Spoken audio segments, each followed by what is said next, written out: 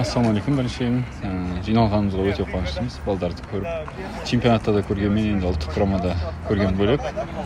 Атмосфера енді бізде өмірі достыққа қарым-қатынас, енді жиналып бір-бірімізді көріп, қуанып, күліп, ойнап, сонымен бірінші жаттығуымызды жасадық. Енді жаймендеп қалған жаңа Еуропада ойнатқан ойыншылар келеді. Соған дейін енді Дания мен алдағы Финляндия матчтарына дайындаламыз. Тасты енді дайынбыз деп ойлаймын. Енді ертең барлығы келеді. Енді шамалы травмалық қалған балдар бар, жаңа жарақаттар бар. Енді барлығы жиналып не істегеннен кейін енді барлығымыз отырып енді осы екі ойын өте маңызды ойындар болып келеді. Енді Евроға барамыз ба, бармаймыз ба, осы екі ойында шешілетін сияқты. Саматты айтсақ, ол Самат жаңағы бізде Лига нацияда болған кезде болды. Енді шақырылып не істеп жүрді.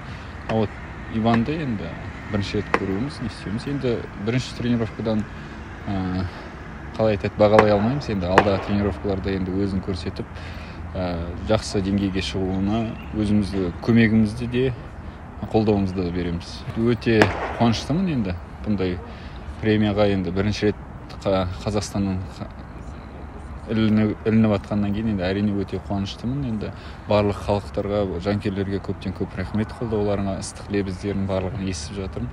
Енді қуаныштымыз. Енді Цюрихқа барып кетсек те әдемі болатын еді негізі. Голдарды қарадыңыз ба сіз? Көрдім, одан да менен де әдемі голдар бар негізі. Енді білмеймін, енді жұмылып Қазақстан болып енді барлығымыз дауыс берсек, енді барамыз деген ойдамыз енді иншалла.